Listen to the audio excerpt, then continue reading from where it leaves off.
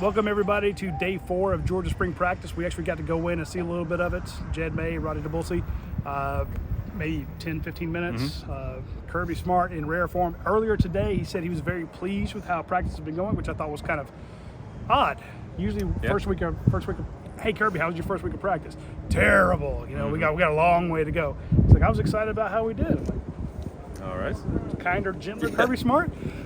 But not today, baby. No, not today. No, he was putting on a show for us. He got on. You were talking about he was getting on Travaris Robinson at one point while we were out there. All this Ryan is Puglisi. Ryan Puglisi cut. He spared no expense with everybody today for sure. Yeah, I remember yelling at one of the coaches saying, Janil Aguero's back there. He's not hitting anybody. I get on him. When they were working on pursuing the ball, so you had the defensive lineman and the outside linebackers, some of the inside linebackers, they would throw it to a guy who catches it, and he wants to see everybody running to. So you know how they talk about swarming the ball. Yep. And just in case somebody doesn't push him out of bounds, just in case he breaks a tackle, and they're over there with their GPS numbers, and he's assigning loafs. If you see somebody who's not running full speed, and these are defensive linemen who are having to run 30, 40 yards down the field to catch up to the guy who's caught a pass in the flat, and he's like, JD, that's a loaf. And he's like, I'm going to be checking the numbers. And, I mean, that's the thing with those GPS numbers, man. You can't lie about it. Like the number, it's going to bear it out whether you were loafing or not. I want to go back to something aside from what we just saw in practice. To me, the most interesting thing that Kirby Smart said today in his press conference was the fact that Jared Wilson could actually outrun some tight ends and defensive backs. Yeah. This is Georgia's new center, who's just as engaging as Cedric Van Brand. Yes, yeah, very much. We're going to see him a lot. They're going to Yes. trot about for the media every 15 minutes, which is great because he's good at it. But I was like, really? Yeah, I would like to see those numbers. Whether it's, is he outrunning Oscar Delp in a 40? Yeah, but shuttle drills, that kind of stuff. Everyone talks about how much of an athlete he is.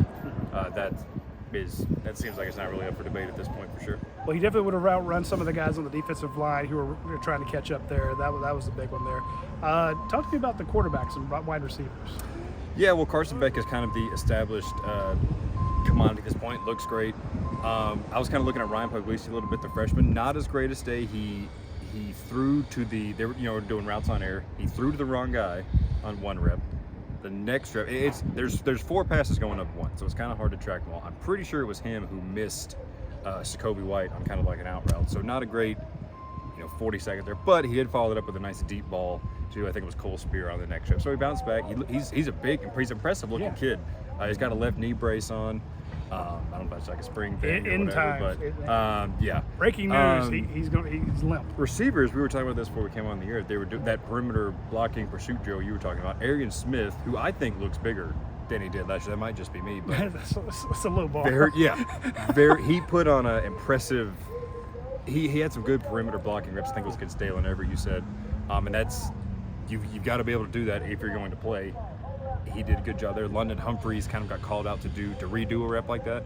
He followed up. He's a big Chris Durham clone, wearing the number 16 and everything from 10 years ago or whatever that was. So Dylan Bell had a nice toe tap catch in the back of the end zone.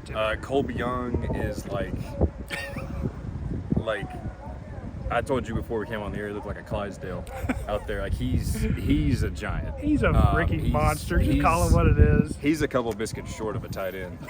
Yeah, but Tyler all those Williams guys. is too. Tyler Williams looks big. Folks, when you're watching Georgia warm up next year, look for 9 and 10, and just marvel. that. And I've told the story 1,000 times. I apologize to people who've heard it, but in Kirby Smart's first year, when we go to Ole Miss, and I'm sitting there looking at what I think are the tight ends. Come to find out, those are the wide receivers. Georgia.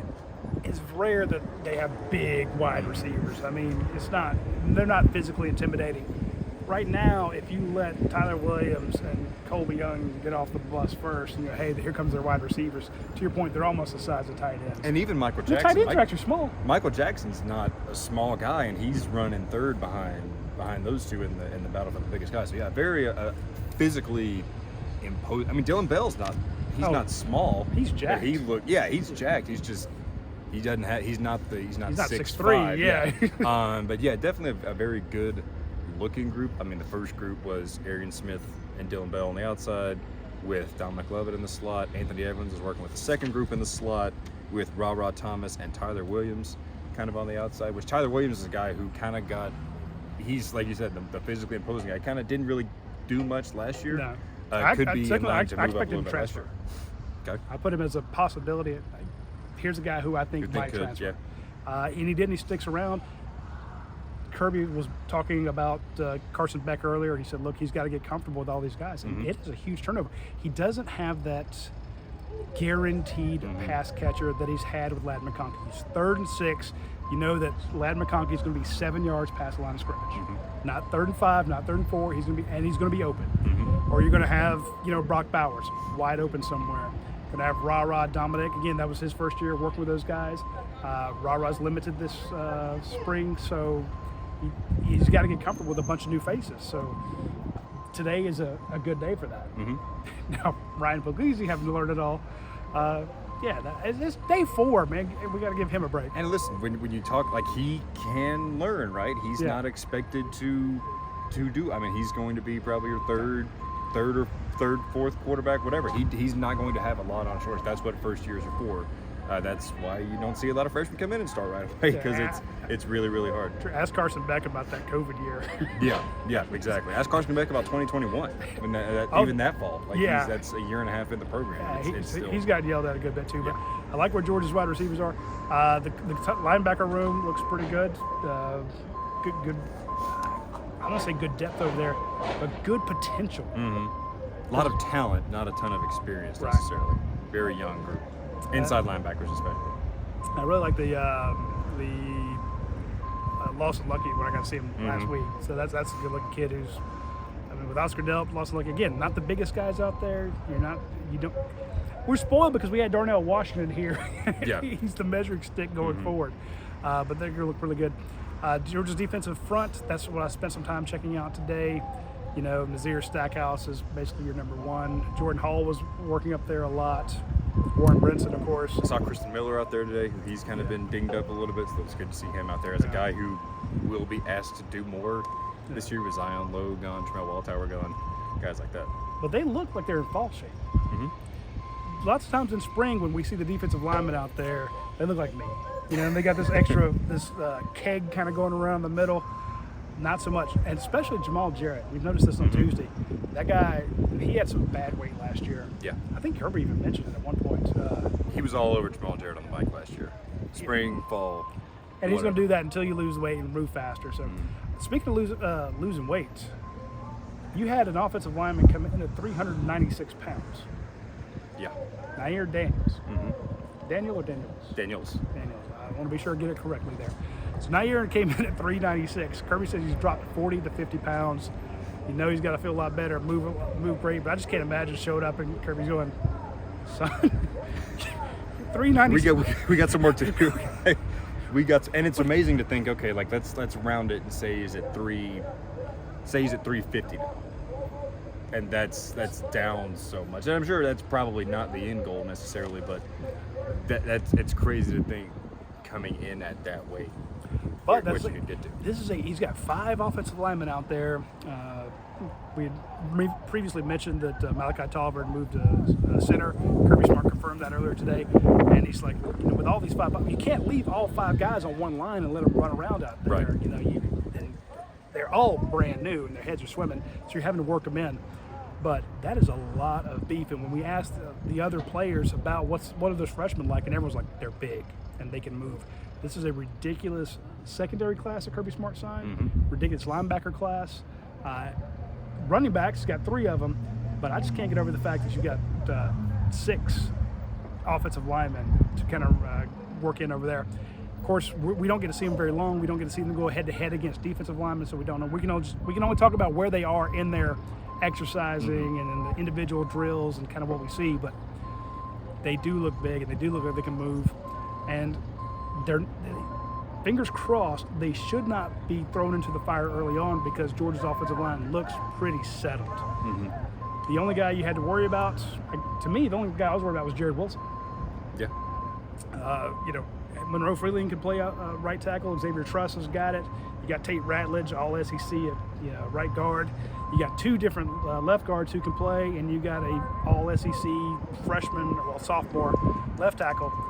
But you got to replace Cedric Van Pran. And all we're hearing is that Jared Wilson may be the fastest offensive lineman ever at the University of Georgia. So Yeah. you should be, again, injuries can throw things out, but right now they look good. So you got time for those 5 to develop. So Yeah, and when you talk about cross training with those guys, like should Wilson go down, you could put Drew Bobo in at center. Tate Ratledge just talked about snapping. Do you put Ratledge at center and have Micah Morris and Dylan Fairchild then be your guards? Xavier Truss can play guard and he can play tackle. Like you mentioned, when Murphy Freeland can play tackle. There's so many different kind of variations of how you can mix and match those guys, and that helps your depth a lot.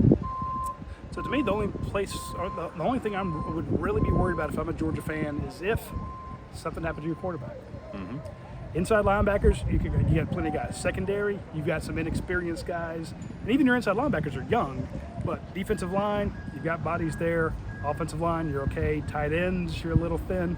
Running backs, you got 1,000. Wide receivers, plenty of them.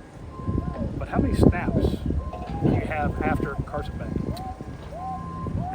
Whatever Gunnar Stockton got that second half of the Michigan game, pretty much, I don't know, 35, 40 snaps maybe. I mean, Gunnar, that second half was we're going to let him run the offense to see what he can do.